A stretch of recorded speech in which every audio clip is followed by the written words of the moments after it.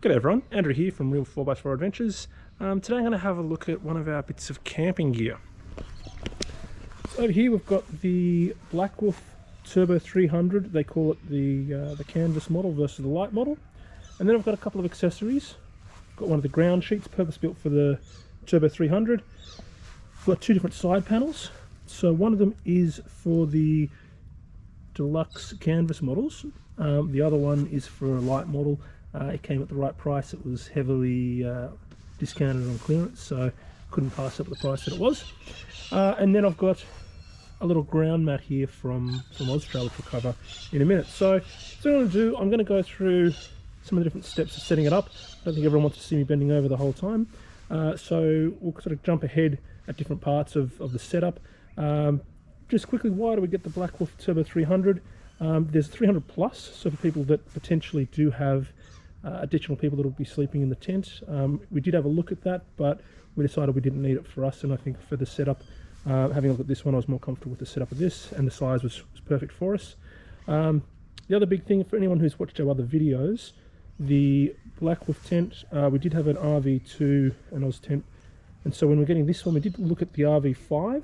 This one a little bit bigger, but amongst other things, one of the big reasons why we went with this one is the length of it. It can fit across the back seats of any kind of ute, wagon, car, probably even a sedan, whereas the RV tents generally need to be in a pretty big wagon or up on a roof rack. So the ability for it to be in the back of the car was one of the big decisions. So what I'm going to do, I'm going to pull the tent out. Look, that's what I might do just quickly.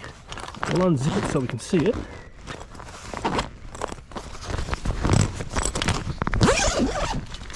So in here we have the poles with the canvas.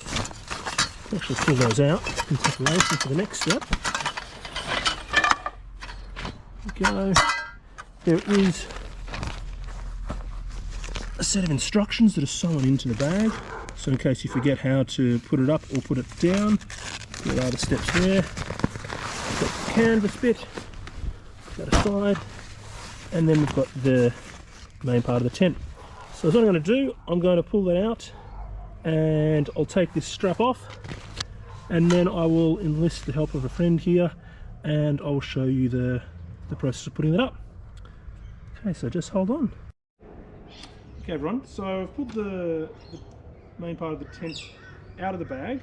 There is a little clip here, so we undo this, and from here, notice the flooring here is quite strong, but we'll look at that in a moment. So what we do, spread it all out, and you've got, just come a bit closer for a moment, you've got these knuckles, you hear the click, go around all four, click, go, and then there. Now I'm just going to grab the camera for a second so you can have a look. So from here, last time I used it, I have left it zipped up, so you can unzip it so that the air gets in there a little bit nicer, and then the last bit is pushing this up. So this is what I'm going to do. I'm going to stop recording for a moment. I'm going to unzip this and then push each of the corners out, and I'll start recording from inside the tent. I'm pushing the last little bit up. Okay, so here we are in the tent. We're going to push the top up. Here we go, and it pops up. I'm going to jump out for a moment. And so, look, I'm setting up for a demonstration here, but normally I would peg the corners out before I pop the tent up. So we're just going to pull it across so that it's all nice and evenly out there. So in theory, if you were setting up just for a night, you'd peg it out, but you can have it like this. So there's a few differences between the light and what they call the canvas model. For me, there's the polycotton canvas that they use. It's a ripstop type, so breathes better, better for tougher conditions, however it is heavier. The flooring, this is another big piece for me. I went and had a look at the time at the light models, and we've had this for a few years, but the light model, the flooring, I was not convinced with the camping that I do that it was going to stack up from a durability side of things. And then the other piece, difference between the light and the heavier duty canvas model, were the poles. The poles are, I had a look at them and they were noticeably stronger, bigger, and again, it does mean additional weight, but for the camping that we were doing, or the camping that we've done, having that extra durability was really important. So from here, the next steps on setting the tent up are normally throwing the canvas over. Now, I'm not going to do that yet, so what we're going to do for our demonstration, I'm going to roll this out, which is the ground sheet. It's purpose built for this model, and so what it does a couple of things. It protects the base of the tent, so if there's any rocks or anything, it gives it an extra little bit of layer. It also keeps it, well, I find that there's a little bit less moisture build up. There is still some depending on the camping conditions, but the big piece is protects the bottom of the tent, and it comes out the front, and so it also means that dirt doesn't get tracked in as easily as if you don't have anything. So I'm going to roll out this, show you what that looks like with it fully rolled out, and then we're going to pop the tent on top. Normally you'd roll the ground sheet out and then just sit the tent on top of it, but for the purpose of the video I wanted to show you setting up the initial part of the tent, just that. So I'll come back in just a moment. Okay everyone, so I've rolled out the ground floor here, so it's kind of feels and looks basically like shade cloth, but shade cloth is a little bit more see-through, whereas this you can't. So kind of a thicker shade cloth. It's designed for the Turbo 300, you can see there. It is an extra, it doesn't come with the tent, but I've found, again, camping in areas where the ground is quite rough, there's rocks and things, I think that it helps to make sure you don't get holes in the bottom, even though I've got the heavier duty floor, but also in camping, beach camping or camping around sand, it definitely assists in stopping things, stopping dirt and stuff coming through. So again, normally is what the process would be. We'd put out the ground mat here, or the ground sheet. We'd then set up the tent on top. So what I'm going to do, I'm going to pop the tent over on top of here. Again, if I was setting up to actually camp today, I would have it all pegged out. There were some pegs which came with the ground sheet. I've merged them all into the bag that came with the tent, so there's some additional ropes, there is a heap of pegs, and then there's the extra pegs there from the ground sheet. So I'm going to pop the tent on top of the ground sheet. Again, that's not how you'd normally do it, you just set it up there, and then I will show you from there. I'm going to talk a little bit about some of the features of the tent, and then we will pop the canvas on top of the tent, and then talk about it all being properly set up. And then I'll go through a few tips there on closing it up, but I'm not going to go through the full process of closing it up. Alright, so there's the main part of the tent set up on the ground sheet.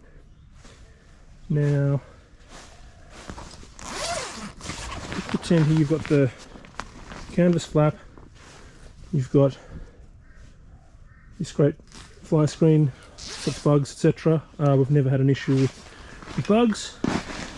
So when you come in, you've got a couple of vents up here, which without the fly, you'd want to make sure you're camping in pretty dry conditions, otherwise you would get wet. But we normally leave this open when we let the fly up, and that just helps with ventilation. Make sure that you don't get too much in the way of condensation. We've got these two fantastic big windows. That's called the Turbo 300 because it is 3 meters by 3 meters, and as you can see with the ground sheet, it fits pretty much perfectly. Again, I haven't got it pegged out. If I had it pegged out, that would be sitting a little bit better, but it is designed for it. Now, looking at these windows from the outside here, they've got two sets of zips.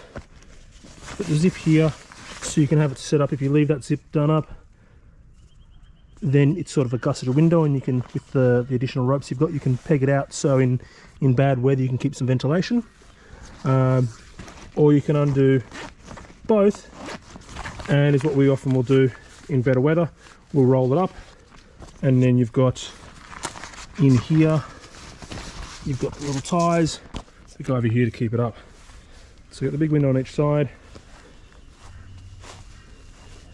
Just popping in again, some of the other features here, you've got a little zipper here for power cords. That's the inside there for the power cord. You've got these two little pockets, so often I'll put my phone or keys, something in there. I normally sleep on the edge. So for us, is what we've found is you can pretty much perfectly fit a queen size inflatable bed and a double inflatable bed, and so we generally are camping 2 adults and a child, and that allows us to have plenty of space at the front here for all of our gear and valuables that we don't want outside. So from here is what I'm going to do. I'm going to pop on the canvas top, and is just looking here, you've got these little clips here, so it's quite easy. You drag it over the top, you clip the 4 corners in, and then look, the front bit I can do by myself. It is a little bit challenging, definitely a lot easier if you've got a second person. So hold on just a moment. Okay folks, so we have the fly over the main tent bit. So when you unravel the fly, it's important to work out where the corners are, because it's not always obviously clear. So the way I work it out is you've got the zippers here for the accessories, and I've got, before I've got the 2 sides, and you've got Velcro for the front. So that's how I work it out when I first open the tent. Now, making our way around the tent here, so you've got here, you can see the reinforcement there so that you don't put holes and things through the canvas. You've got plenty of tie down points. These are really cool. They've got little bags here. You unzip it and you pull the rope out. But if you are camping in sheltered conditions, or there's no real wind and you're confident there's not going to be any wind, you don't have ropes hanging around. They're there, and you don't accidentally leave them at home. They're constantly attached to the tent, which is awesome. And then again, you see your 2 on the front. As I mentioned before, there it is clipped there, and you can pull it tighter, which I've already done. 2 at the back corner, 2 on the other back corner, 1, 2, and 1, 2. Now again, if I was setting up to actually camp, both the ground sheet and the tent would be pegged down, and so it would be looking a little bit tighter than that. But again, for the purpose of the video, I didn't think I needed to. So as I'm going to do from here, I'm going to organise the last poles for the front here. Now there is one in particular, a centre pole, which has to go up, and there's a metal piece that you need to make sure you don't accidentally poke a hole in your fly or the tent. There's a little hole there, and then it extends out, and you got the hole there, and then you have the other 2 poles that go at the front. So I'm going to do that. You'll notice there, camping on the trees, got a few little spots there, but I've always made sure I've put it away dry and cleaned what I could. So it's, after a few years and a couple of really good trips, it's still in quite good condition. Okay folks, so I've got the centre pole up. Now, something that I did not point out when I had all the poles together, the centre pole has 2 adjustments, because it will actually go higher than what the left and right will, and so the left and right ones only have the 1 adjustment point, and so that's how you know which ones are the edge poles and which one's the centre pole. As I was saying there, pole, you've got the little piece that goes in there. You've got an adjustment here, and you stretch it out, and then you've got another piece of the pole which you clip in, which just makes it shorter for storage into the big bag. So what I'm going to do, have a look here. You've got again reinforcements here to make sure that you reduce your chances of putting a hole in the canvas. But I will pop the two end ones in. We'll have a look at it set up, and then I'll put the last two side walls on as well. So hang on just a moment. Alright, so there it is, set up in its normal form. So again, the ground sheet does not come with it. There is actually a new model that apparently has, they've reinforced the seams inside. But basically I think it's more or less the same. So if you were in extreme weather there, again there's extra ropes that come with it, or you can have some additional ropes yourself. But I have put a second rope on the two side poles, and then I've used the other ropes here when it's more extreme conditions. So that's it, it's the Turbo 300. I'm going to pop some more accessories on in a moment, but that's kind of as you buy it, other than the ground sheet. Again, it's the canvas model, so it has the polycotton canvas outer, it has the tougher base, and also the more heavier duty poles there, but it weighs, from memory, about 25 kilos, so it's not light. Again, we use it for family. There is a Turbo 300 model, which I think goes back about another 1.5 meters at the back there. So what I'm going to do from here, I'm going to pop on the two sides. We'll have a look at those. Is all you do. You've got a zipper here, which you feed the zipper on, use the Velcro, and away you go. Again, being a quick setup, I haven't used them, but you've got Velcros here as well, just to keep the fly well and truly attached to the tent. The sides here as well. Again, I'm going through the process pretty slowly, but I by myself can have this set up pretty quickly. It's not too bad at all. Main part that I struggle a little bit with is the center pole, but again, once you've done it a few times, you can work it out. If you are a little bit shorter, you can have this lower, but well, yeah, that's true, you can probably have it a little bit lower, so you'd still be able to make it work. But again, these all have adjustments to put up. So I'm going to put the two sides on, and then that will conclude the setup, and then I'll go through very briefly some of the pack down. Okay, so here it is all set up with all my accessories. So again, accessories, we have the ground sheet and the two sides. Now, as I was saying, one of them is the canvas option. So there's a canvas with window, sorry. Like the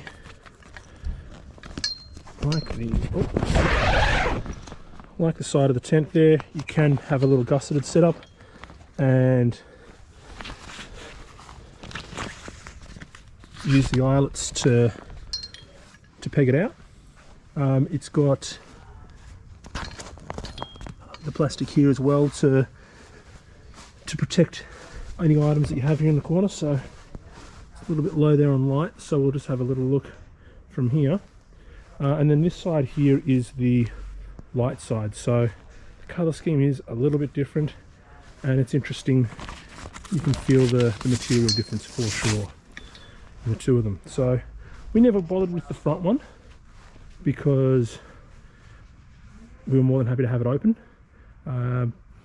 but you could also get an attachment there for the front. So the other thing we've got is here is a 3 meter by 3 meter Austrail picnic blanket. Somewhat waterproof, can't see that in the white, but it is carpeted on top, so it gives a really soft finish from inside the tent. And so we added that there. We bought it to purchase that, and it fits perfectly. It's a 3 meter by 3 meter. So that's it, the Turbo 300. For those that just wanted to see it being set up, that's it set up. I will continue there with a few steps there on bringing it down, but basically you undo the poles here.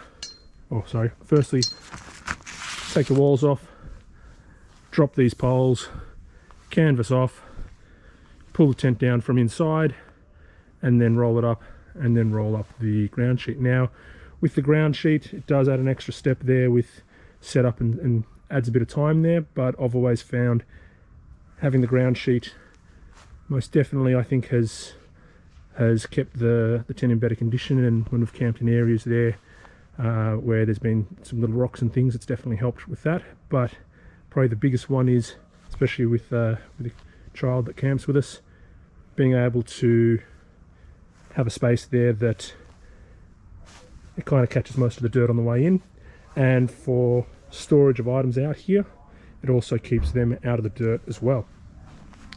So look, for those that just want to see the setup, thanks for watching. For those that would like to see a little bit of the dismantling, I'll continue with that. Thanks a lot. Okay, so the sun has gone down pretty quickly and the low light functionality of the GoPro is not great. So a couple of little things to mention, and I'll call it here. When you're folding it up, whether it be the side windows, the mat, take note of the folds that are already in there and just mimic them. I always make sure that I zip it up as I go so that there aren't bits that come out during the setup and get ripped. So I make sure everything's zipped up, put all the ropes back in, and that makes the setup a little bit easier, and you know where everything is. And I also try to, for the main entry, I try to keep the zippers in a spot that I remember I normally keep them down the bottom. But look, I will continue to finish packing this up. It's not as dark as it looks, but we'll pack that up. So from here, I unclip each of the edges, pull the fly off, pull it down from within, and then fold it all up and put it back in the bag. Thanks for watching. If you haven't subscribed, please make sure you subscribe. Thanks a lot.